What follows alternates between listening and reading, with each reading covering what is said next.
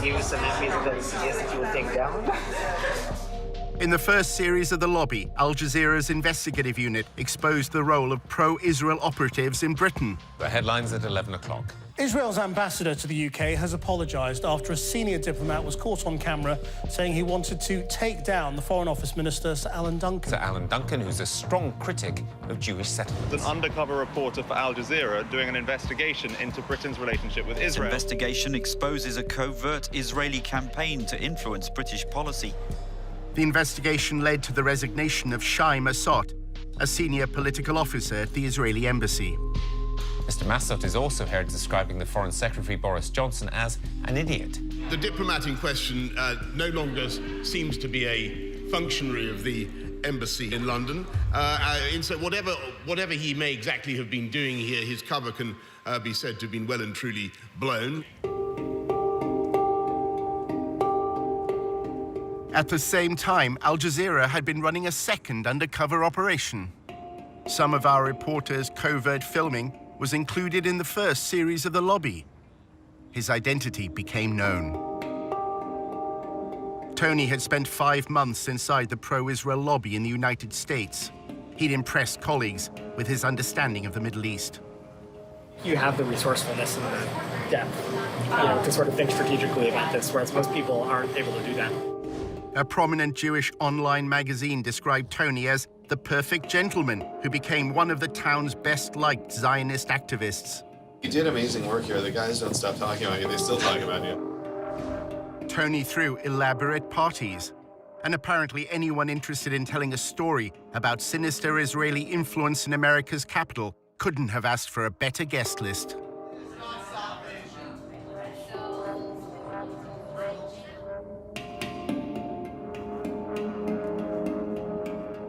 In a new edition of The Lobby, we investigate the role of pro-Israel advocacy groups in this country in the first of a 4-part series, how the lobby is being drawn into Israel's covert campaign to spy on American citizens.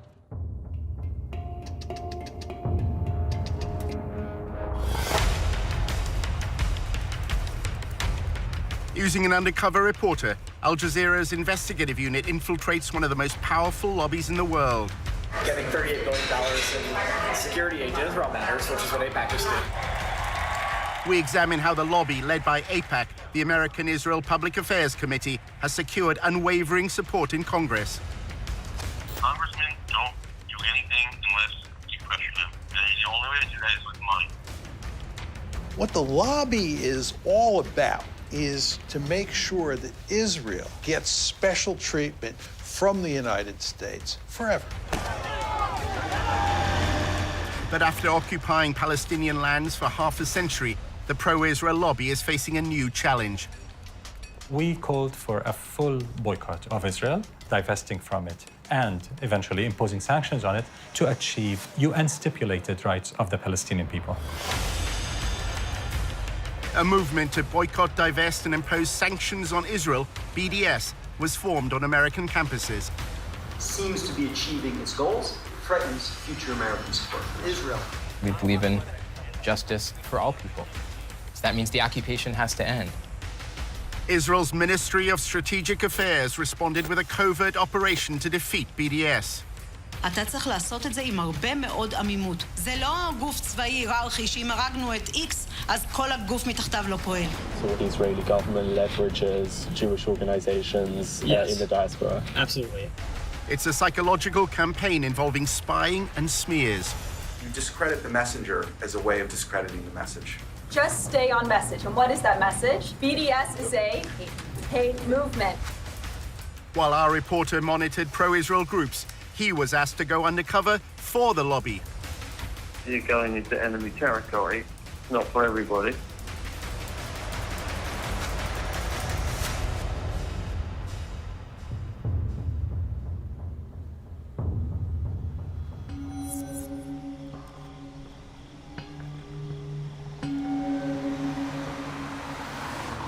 We are a different government working on foreign soil, and we have to be very, very cautious. We have 3 different sub-campaigns which are very, very sensitive. regarding data gathering, information analysis, working on activist organization, money trail. This is something that only a country with its resources can do the best.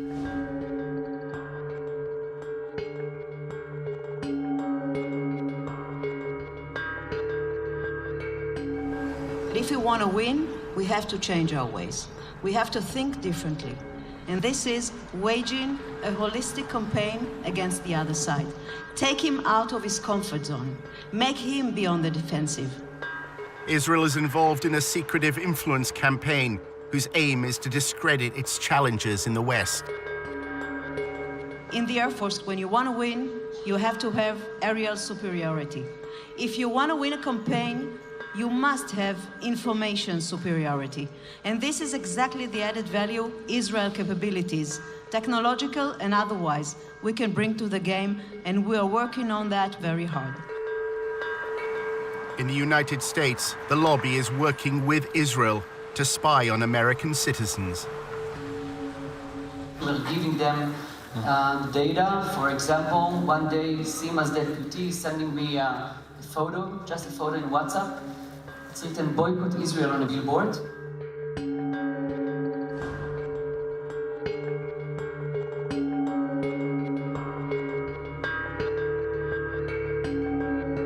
In a few hours, our systems and analysts could find the exact organization, people, and even their names where they live. We gave it back to the ministry. I have no idea what they did with this.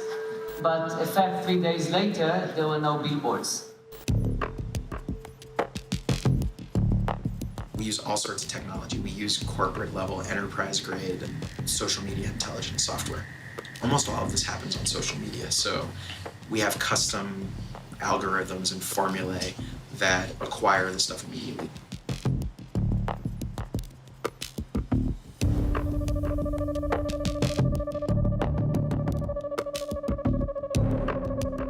In terms of like information sharing, we did add the Ministry of Strategic Affairs to our operations and intelligence brief, which kind of goes back to how do we get information about what's going on in American college campuses.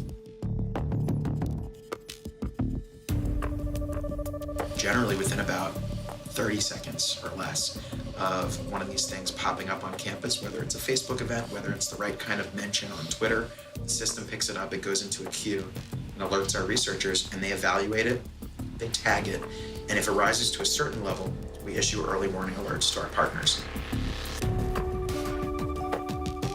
They operate through subterfuge, and they walk a very thin line between the legal and illegal in what they do in order to gather information and to smear their opponents and just ultimately destroy them.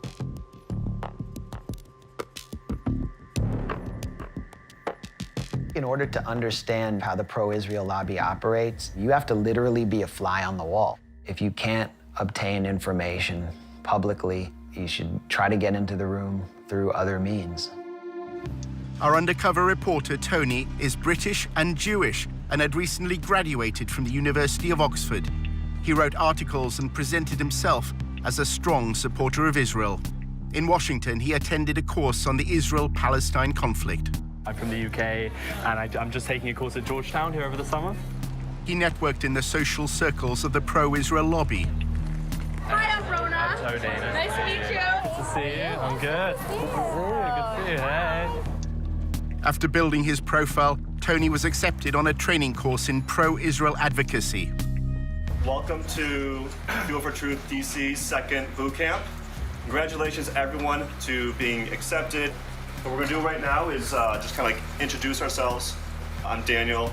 After undergrad, I served in the IDF and the paratroopers for 2 years and worked at AIPAC for a year. One session criticized the UN agency that provides aid for Palestinians. Children are taught in UNRWA Palestinian schools to hate Jews. Another lecture dealt with the international media. Confronting media bias. During the last war, a lot of times videos are circulating of bombed areas or victims, and a lot of it's from Syria, from Iraq 10 years ago, all this stuff. In role-play workshops, they were instructed how to respond to criticism of Israel. Can I have a volunteer? The part-time walls cutting off Palestine. Boycott Israel. Divest from Israel. Sanction companies that do business with Israel. it's kind of odd to call it a wall, given that like 90% of it is a fence. This is a photo. I see a wall. Why can't Israel do more to help, Tony? Our undercover reporter played the role of pro-Israel advocate. Israel's doing a lot to help the Palestinians. I say actually Israel is doing all the best that they can, but it's a tough situation. The businesses in Gaza can't freely send their trucks into Israel to sell their goods. I think you'll find that that's actually a misconception. They do allow their trucks, and what they don't allow is dangerous material. Okay, stop.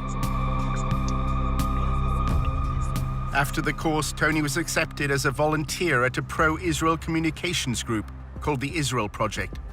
It's Tony Kleinfeld. Kleinfeld. Like Seinfeld, but with a K on. The Israel Project, known as TIP, describes itself on its promotional videos as a strategic communications group. At TIP, we believe we've found the answer.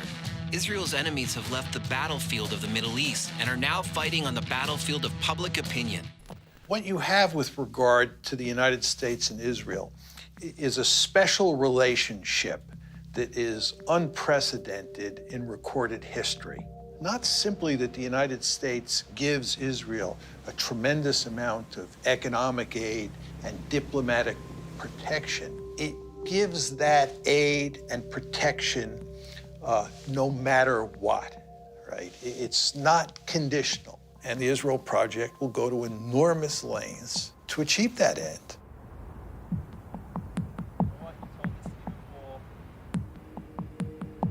During his placement as a volunteer, Tony took notes on what he saw and heard in TIP's offices. He worked in what they called the war room, where media and communications are monitored.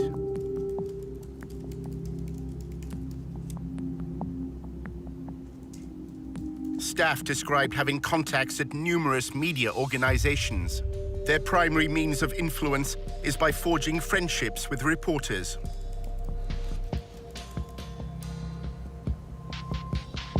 One employee claimed that during talks on the nuclear deal with Iran, TIP applied pressure on the Associated Press news agency to change a headline.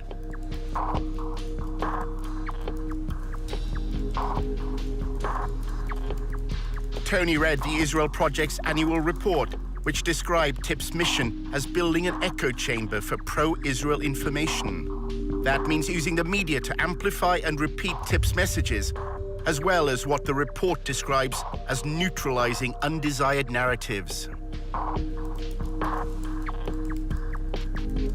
Tony saw one document which claimed that the echo chamber was within their grasp. Weeks before he started, Tony discussed with a senior manager how TIP deals with the media. A lot of things that you do loudly. A lot of them are things you do behind the scenes.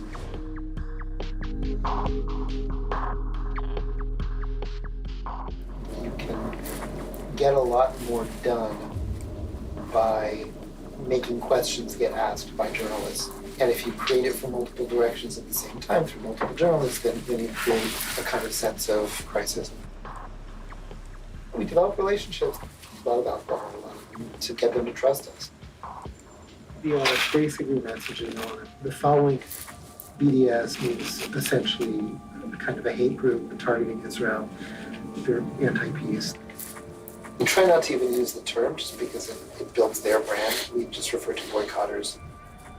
The goal is to actually make things happen now and to figure out what are the means of communication to do that. In 2005, Palestinian civil rights groups sought a peaceful means to protest against Israel's occupation. They identified goods from Israel and called for their boycott. The BDS movement was born. BDS adopted a nonviolent strategy because we think it is morally consistent and very effective against an enemy that is extremely powerful militarily. We called for boycotting Israel, divesting from it, and eventually imposing sanctions on it, as was done against apartheid South Africa, to achieve basic Palestinian rights under international law. Over the past decade, BDS has grown around the world. By campaigning for Palestinian civil rights in land controlled by Israel, BDS believes it has exposed a deficiency in the moral defense of the Jewish state. BDS is saying that what Israel has to do is treat the Palestinians in its midst the same way it treats Israeli Jews. The problem is that if Israel does that, there are more Palestinians, or there will be more Palestinians inside Greater Israel than there are Jews. And that means that if you had a system where everybody was treated equally and there was one person and one vote, that you would no longer have a Jewish state. The secretive Ministry of Strategic Affairs, based in the Prime Minister's office in Jerusalem, was given a mission: establish a covert campaign to defeat the BDS movement. אנחנו אחראים על המאבק בתופעה, ובמסגרת זו יש לנו 4 רגליים: התראה, הרתעה, התקפה והסברה. אז אני אגיד לך שכשאם אתה רוצה לנצח בניהול מערכה, אתה צריך לעשות את זה עם הרבה מאוד עמימות. כמו שכשעבדתי על סוגיות צבאיות, כמו חיזבאללה, או כספי טרור, או סוריה, או כל מדינה אחרת שאיתה בעבר ניהלתי מערכה מולה כקמן. לא הלכנו ואמרנו לצד השני מה אנחנו מתכוונים לעשות. השארנו אותו בעמימות. Government ministers attacked me in person, one of them threatening BDS leaders with targeted civil assassination, and others threatening to revoke my permanent residency, along other threats. לא מעטים מבין מנהיגי ה-BDS מקיימים קשרים, קשרים כספיים, קשרים ארגוניים, קשרים אחרים, עם גורמים עוינים למדינת ישראל. תפקידנו, באמצעות הפעלת המודיעין, לחשוף את הקשרים האלה, ובהחלט באמצעות החשיפה הזאת, גם לדעת לפעול נגדם, לבודד אותם, גם להעביר מידע לאותם גורמים מודיעיניים בעולם וגורמים אחרים. ישראל חייבת לבצע סיכול אזרחי ממוקד במנהיגות למול פעילי ה-BDS.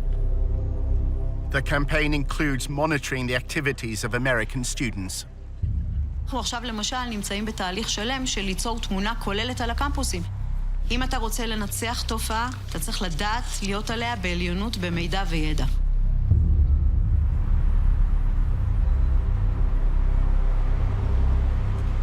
Our investigation into the role of the Israeli state at US campuses led Tony to an employee at the embassy in Washington. She's American, and her job is to analyze BDS activity for the Israeli government. So nobody really knows what we're doing, but mainly it's been a lot of research, monitoring BDS things and reporting it back to the Ministry of Foreign Affairs and making sure everyone knows what's going on.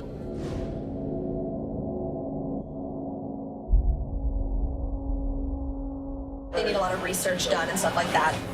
When they talk about it in Knesset, usually I've contributed to what the background information is.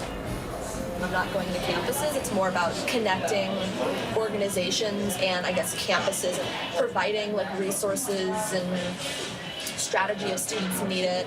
Is the Israeli embassy trying to leverage faculty? Yeah. We're working with several faculty advocacy groups that kind of train faculty, so we're helping them a little bit with funding, connections, bringing them to speak, having them speak to diplomats and people in the MFA that need this information. So I kind of want to be that resource to show students we appreciate what you're doing, we see what you're doing. Here's some information if you need anything at all. We can connect you, just kind of be that person there for you. Julia was president of the pro-Israel group at Davis, which is part of the University of California. Davis began as a center for agricultural studies, and its students are known as Aggies. I came to UC Davis, which had a reputation of being a really pro-Israel. Now it's the top 5 most anti-Israel schools in the U.S. Why is that? Because of everything that happened in the last few years. It was just particularly bad. And there's a huge Muslim population in Sacramento, which is right next to Davis. The growing support for the BDS movement in Davis and the lobby's response to it is part of a narrative that's unfolding across America's campuses. Students for Justice in Palestine, or SJP, brought a divestment motion before the Student Senate. I was very, very nervous. The entire room was filled. I think we had about 600 students and people from the community coming in to witness this vote. I am here today because, quite frankly, I am ashamed. I am ashamed of my university for supporting apartheid genocide of my people in Palestine. I ended the speech with something along the lines of being on the right side of history and for the university to end its unethical ties with these corporations who were doing brutal things to Palestinians. We knew they were gonna win because our entire student senate was all pro-BDS and like they ran for that purpose and won for that purpose, and we've been pushed out of student government for months. Good evening. My name is Julia Rivkin, and I'm the president of Aggies for Israel. Students streamed the hearing online. The pro-Israel group also filmed it with another purpose in mind. Their videos would play a key part in the story that was to unfold in the days ahead. I was waiting to see what she would say. I was waiting for a blow to come my way, and that blow sure came. We have been ignored and disrespected year after year, but we have never been silenced. We are a beacon of peace and inclusion on a campus plagued by anti-Semitism. The talking points were that the resolution was anti-Semitic, that it was divisive. If it's divisive in the fact that you either support human rights or you don't, then so be it. The intolerance that spawned this resolution is the same kind of intolerance that has spawned anti-Semitic movements throughout history. The entire thing looked very rehearsed, very, very aggressive, almost comically so. Julia and her pro-Israel allies had already decided that they didn't want to debate. At 4 a.m. the night before, me and my team were like, you're gonna lead the walkout. And I was like, okay. And they're like, we're gonna film it just for our own purposes. I was like, totally cool. So when everything was happening, like we went into it knowing we were going to lose. So our strategy was how to like ultimately win while losing the vote. This is our victory.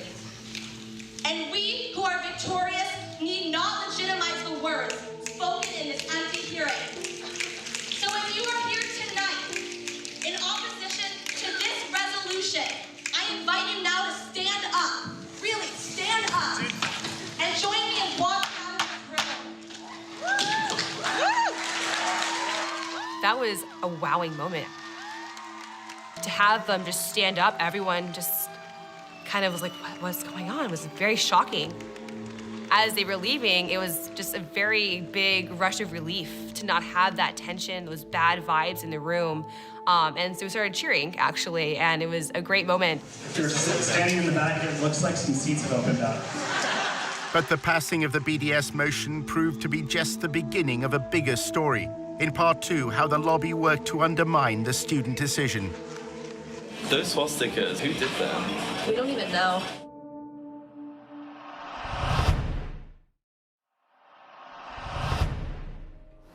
Hi. Hello. Nice to meet you. Nice to meet you too. Our undercover reporter was meeting an employee of the Israeli embassy in Washington. She had led a pro-Israel group while at university in California. So if you are here tonight in opposition to this resolution, Students at Davis were about to vote in favor of a divestment motion. During the debate, the pro-Israel group staged a walkout. They uploaded videos to publicize their protest. Our thought was to control the narratives by having the speech. Like we wanted it to cause attention. We wanted everyone to see us walking out to show that like this doesn't represent us or give a shit about this. So that's how we kind of formulated it.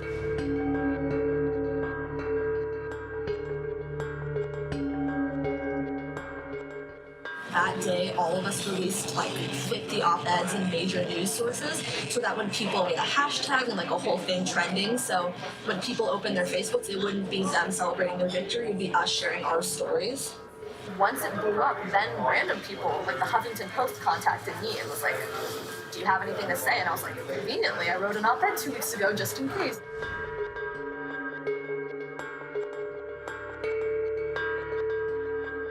People who weren't involved in anything, like their entire newsfeed was Israel stuff, and like that was what we wanted, because that's how we got the word out there. How do you delegitimize the other side? Delegitimizing them. Kind of through that lens of taking over and like making them sound crazy at their game. The student senator who's Muslim made a Facebook status saying like Israel will fall, like Sharia law is taking over Davis, like we love Hamas, like that kind of status. So that happened.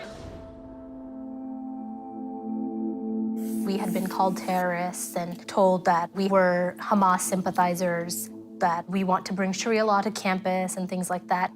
Hi everyone, my name is Azka Fayaz. I'm a second-year political science major. Azka Fayaz was a committed BDS activist and claims that pro-Israel students repeatedly tried to link her to political violence. They just came up to me and said, "You're a terrorist. Are you a terrorist? You're going to bring, terrorism to the student government," and things of that nature. And vote smart. I know her. It was ironic. She was directly making a joke of that. When I saw it, though, given the climate at the time, I did grow concerned. People who were involved, they were like, "Hey, there's actually a lot of negative postings on social media. They're sharing your picture and the cover photo with your caption. It's turning really ugly." That caption was reposted and retweeted over and over and over again. I knew that something big was sort of going to happen. Pro-Israel students were taunted by pro-Hamas students after an anti-Israel vote passed on campus. Listen and watch.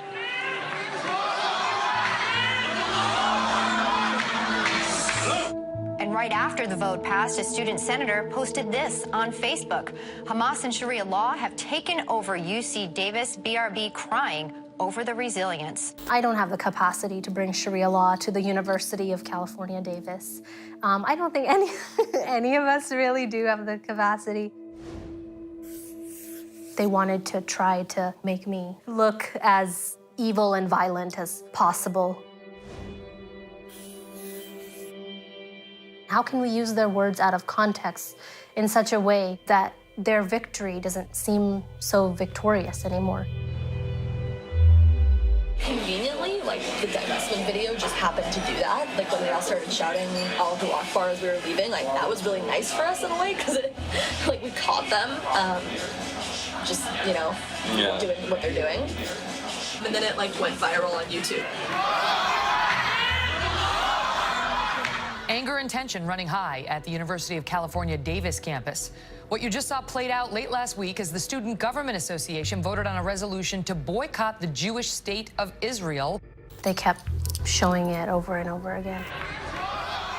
And then they just said that the Muslim students forced the pro-Israel students to leave the room. Reports say when the Israel supporters tried to object to this vote, the pro-Palestinian students you just saw tried to shout them down with cries of Allahu Akbar. I invite you now to stand up. Really, stand up. And join me in walking out of the room. Of course, we know that they left willingly, and they stated that they were going to walk out of the room. It's incredible to hear Allahu Akbar shouted in the middle of this university. And what does that represent, Megan? The subjugation of women, the torture of homosexuals, the torture of Christians, the crucifixion of Christians. That's what it has come to represent, and that's what they're shouting. The pro-BDS activists at UC Davis then faced another crisis. 2 days after a resolution passed, unfortunately, someone defamed the Jewish frat house and had painted swastikas all over it. Outrageous, just not acceptable behavior at all. What was upsetting to us, however, was they had the media there right away. Disturbing discovery for a UC Davis student. Jewish students found swastikas painted on their fraternity house in Davis. These swastikas were discovered that morning, and around 10 a.m., my best guess, and I believe the news media were there by 11. Pro-Israel students say they feared recent events would lead to this. This week has been sort of a bad week to be Jewish on campus. After years of heated meetings, a student body passed a resolution Thursday urging UC Davis to end any affiliation with companies that support Israel. So this is not out of the blue. We're pretty sure this is directly related. Who were they finger pointing at but us? Us who were still on this high of finally getting this resolution passed, still in high spirits, just crushed us. Roseanne Barr tweeted, all the Jews should leave Davis and the rest of the school should be nuked. It was a crazy time. A general flooding of Islamophobia by the media. And I was dealing with like news outlets and media, and it was like the day after there was some swastikas on campus, and it was like it all blew up and became a full-time job. Those swastikas, like who did them? We don't even know. I think it's just some like random like white supremacist type people who just came, did it, and left. We don't think it was students. That's pretty surprising because it was very clear from their behavior towards us and their attitudes towards us that we had done some heinous crime to them and that we deserved to pay for it.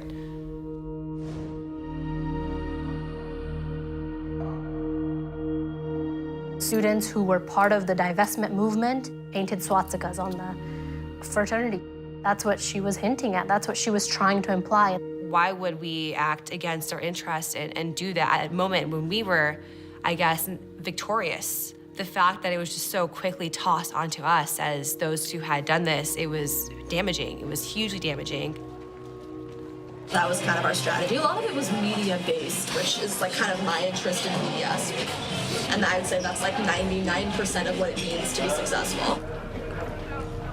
That happened. Then there was another swastika. It was just like every day something new was happening, and I had to. It was weird because they won. Yeah. So you'd think if they would win, why would they do Exactly. that? Yeah, it's interesting. So, well, that was kind of our whole strategy. Is we knew they were going to win.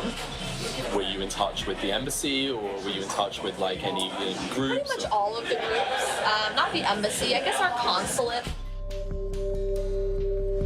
As well as the Israeli consulate in San Francisco, Julia's anti-BDS campaign had the guidance of several pro-Israel lobby groups. Stand With Us helped us a little bit in terms of actual research on the speech. They gave us some like legal research type stuff. I'm always biased and want to work with AIPAC, so they kind of helped for like moral support. And David Project helped us a little bit. It was more help like gaining contacts in like the media world. I guess we needed money to pay for somebody to film the speech. Like we had a Davis Faculty for Israel group, and like they were hugely helpful to us. They would, because some of them were retired lawyers, so they'd write legal documents for us. They knew the administration, they were tenured, they had pull. Despite the passing of the BDS motion, the governors of the university known as regents are under no obligation to abide by the students' vote. As for that resolution to boycott Israel, well, UC Regents issued a statement saying they will not even entertain the idea. After looking back on everything, I feel a little creepy because of what happened after the vote. People that were affiliated with the group just were smeared and had to deal with these very personal crises of the world calling us terrorists and the world thinking that we were this spiteful hate group.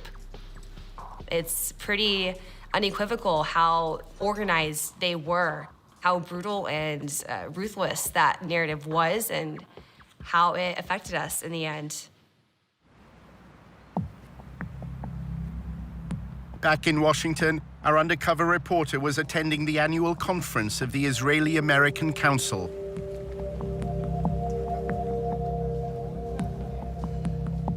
The IAC's role is to connect American Jews to Israel. This year, combating BDS was top of the agenda. I think we need to worry. The polling isn't good, and all of you probably know it. If you look at the polls, the younger you get on the demographic scales, the lower support for Israel is.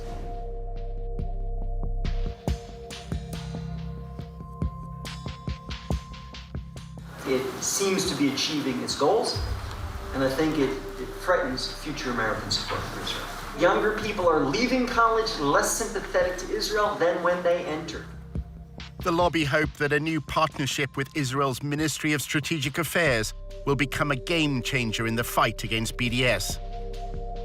For years, we are trying to defeat the BDS and the delegitimization movement. We are all on the defensive, and I think we should move to the offensive.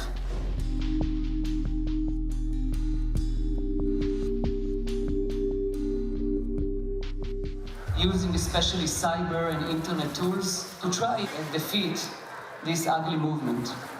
I'm really honored to present my partners here, Brigadier General Sima Vakandil, the Director General of the Ministry of Strategic Affairs.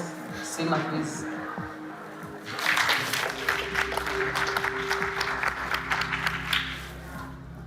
The fact that the Israeli government decided to be a key player means a lot, because we can bring themes that usually are not existing in NGOs or civilian entities that are now enrolled in this theme.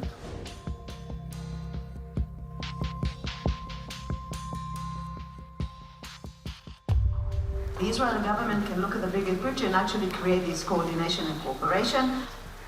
We are the only player inside the pro-Israeli network who can actually say that he's filling the gaps.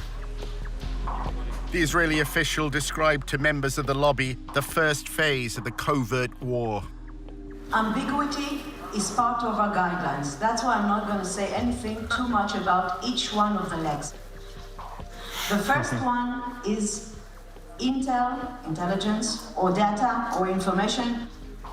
What we've done is mapped and analyzed the whole phenomena globally, not just the United States, not just campuses, but campuses and intersectionality and labor unions and churches. We started to establish a project called Israel Cyber Shield.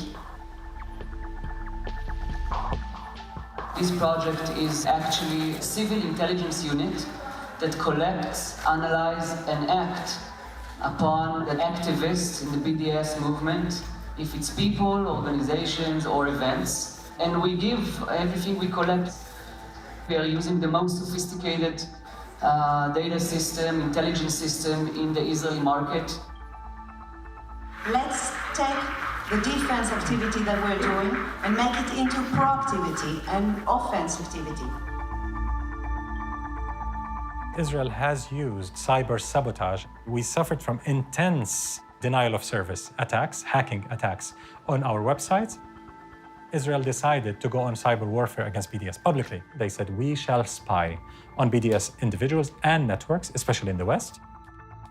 We have not heard a peep from any Western government complaining that Israel is admitting that it will spy on your citizens. Imagine Iran saying it will spy on British or American citizens. Just imagine what could happen. The Ministry of Strategic Affairs brings together this group called the Global Coalition for Israel. And it's like leading pro-Israel advocacy groups around the world.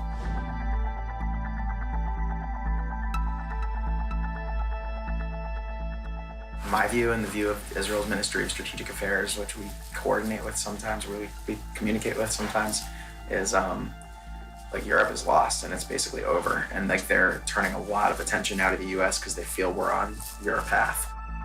Can I join these? I'd love to. I don't know if you'd let me. But... It's like a pretty sensitive conversation, but it's going well. If China was doing this, if Iran was doing it, if Russia was doing it, there would be uproar. You would have Congress going after them, you would have hearings, you would have prosecutions. The question is, how does Israel get away with this?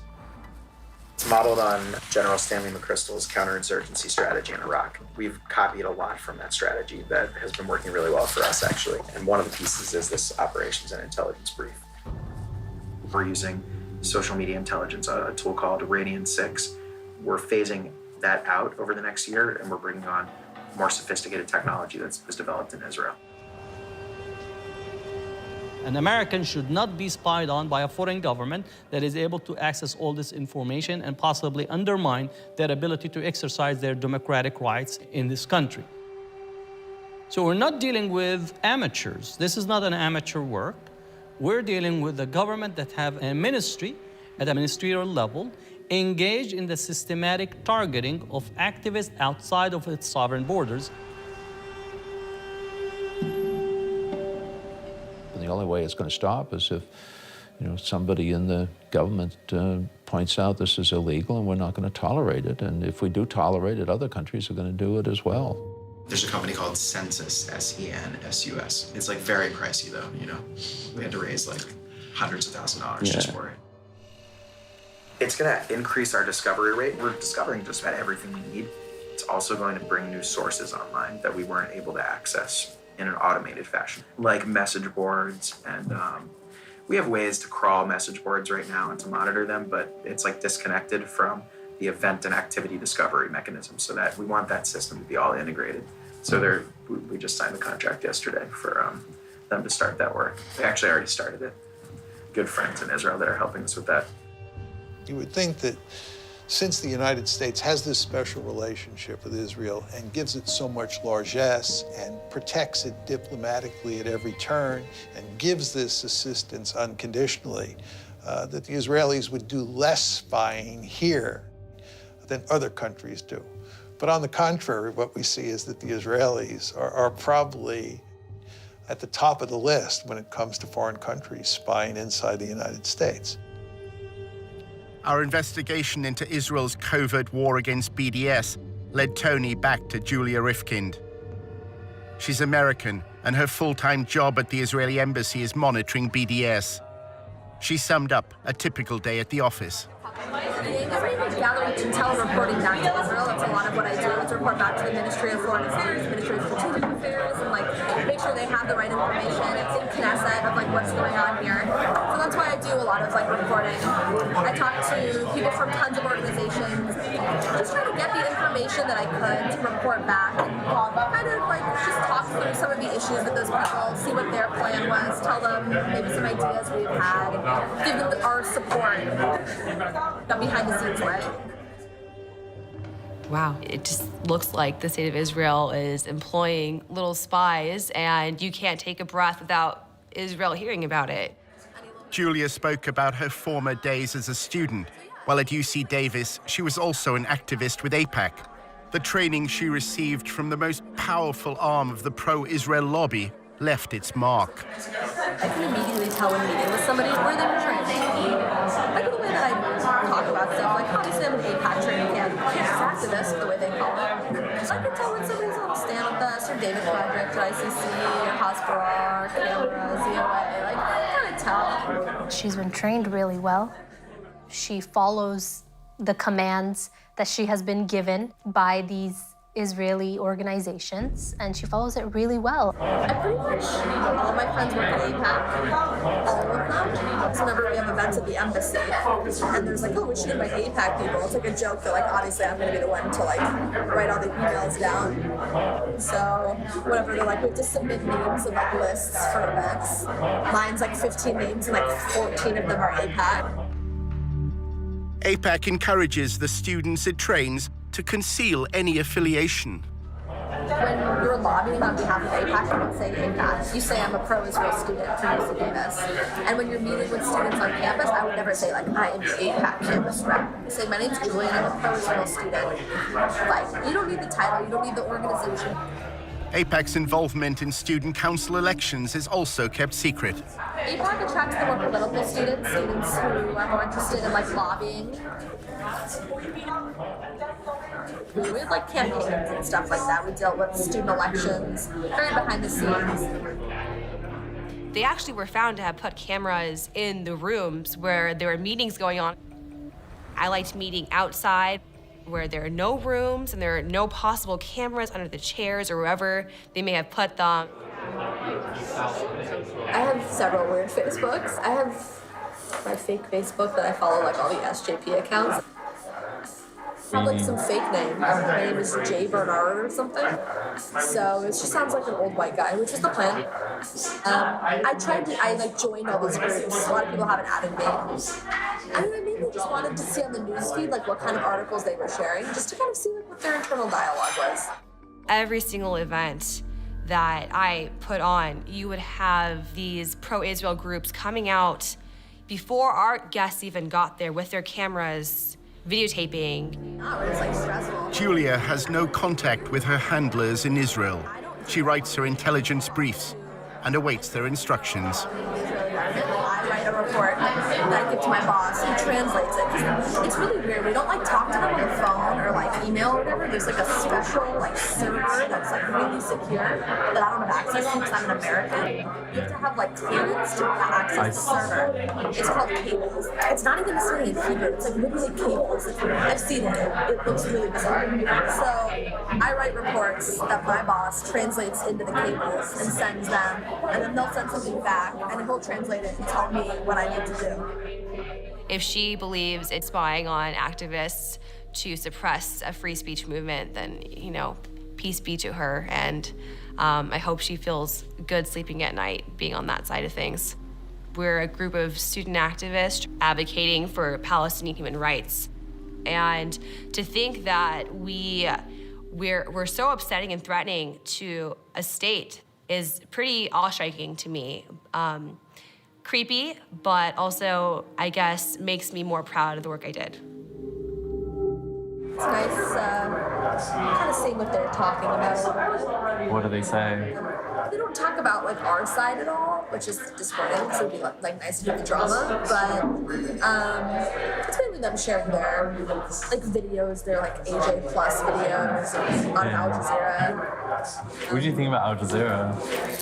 It sucks because they have a lot of interesting like liberal videos, which I'm like, wow, like that's amazing to hear about that human rights issue, and hear about that like sexism situation or whatever.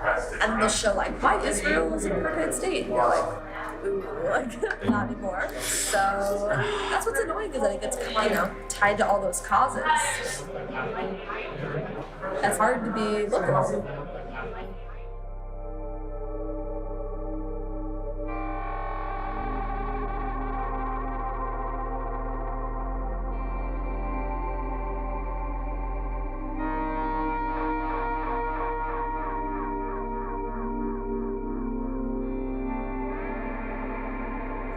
You represent that government. Yeah, I can't say anything negative about Bibi or like the government because I technically work for them. Not directly. I'm just a normal American.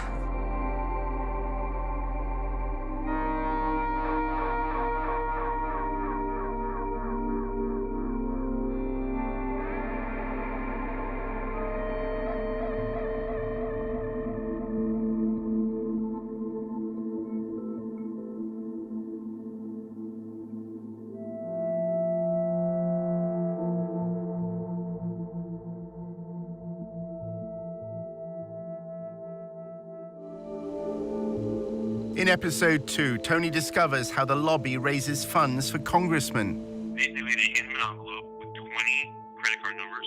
For all the like legal reasons, it's just people pool their money. Handing over $250,000. That buys a lawmaker. And how a row over anti-Semitism swept through the University of Tennessee. You have to show that they're racist hate groups and to consistently portray them that way.